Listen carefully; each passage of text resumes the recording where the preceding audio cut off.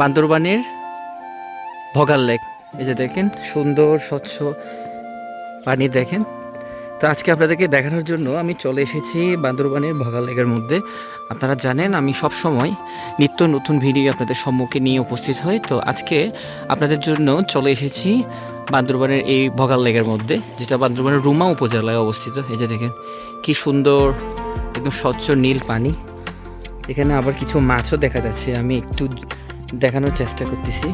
এই যে একটু জুম দিয়ে দেখাই, এই যে দেখেন মাছ খেলা করছে পানির মধ্যে।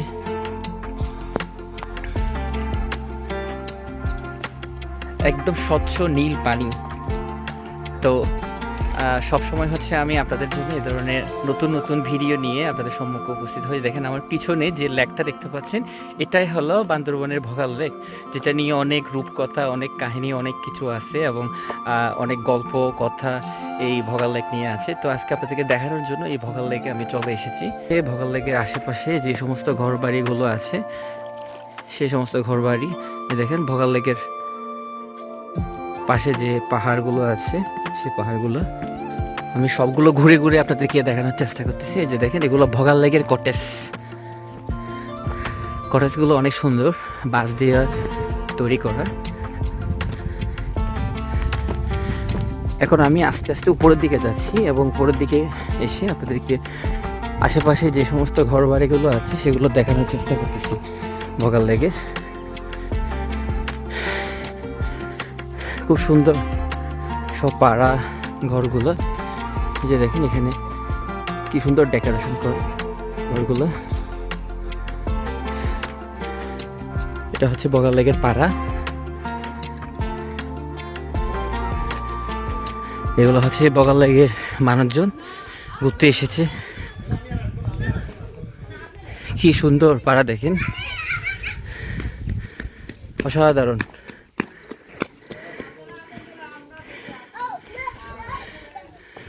যে টুরিস্টরা আসছে ঘুরতেছে, ভোগাল লেকের ঘর বাড়ি অসাধারণ।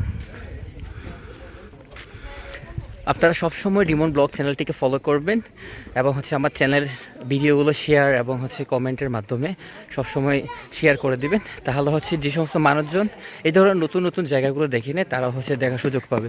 এই যে দেখেন আমি ঘুরে ঘুরে আজকে আপনাদেরকে ভোগাল লেকটা দেখানোর চেষ্টা করতেছি। এগুলো হচ্ছে সব আশেপাশে যে টুরিস্টরা আসছে, কথা বলতেছে। ভাই কোন জায়গা থেকে আসছেন? আমরা এসেছি ঢাকা থেকে। ঢাকা থেকে আসছেন? ও ঢাকা থেকে আসছেন এই মোটর বাইকে না এমনি গাড়ি করে?